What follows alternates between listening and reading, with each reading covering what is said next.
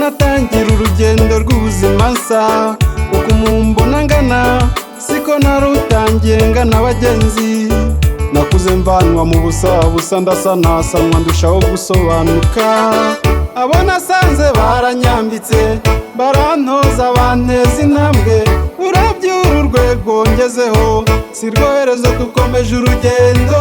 Aho twagera hose ntitukibagirwe kure cyane iyo tuba twaravuye. Burya si ubuzima burangirira, burya ni ubuzima butangirira.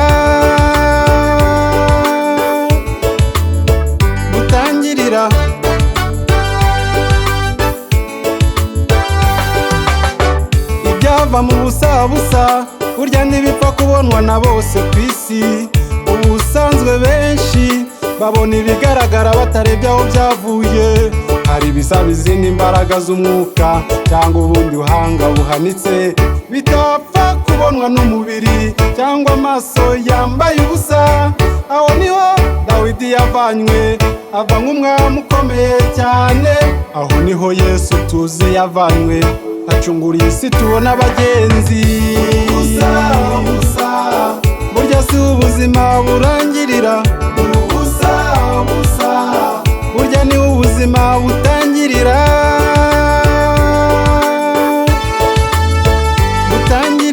Nk'uko icyuma kiva mu butaka kikanyuzwa mu ruganda kikavamo imodoka, indege cyangwa ibindi byiza cyane, nuko bigenda ku rubuto ruterwa mu butaka rukera izindi. Izo nizo nzira natwe tunyuzwamo tukazivamo twesheje imihigo.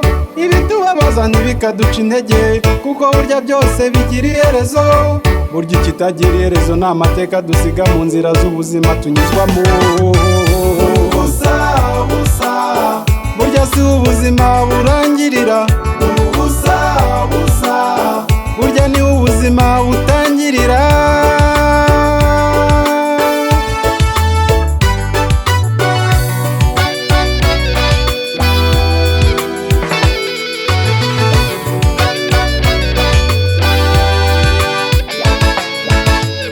Nk'uko ibiguruka biva hasi bijya juru mu gihe cyabyo, ntibyagira aho bigera bidafite aho bivuye habifasha gutera intambwe.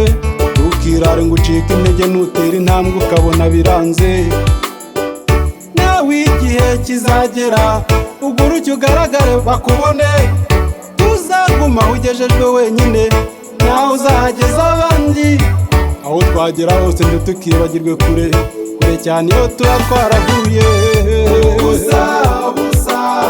Burya si ubuzima burangirira, burya ni ubuzima butangirira.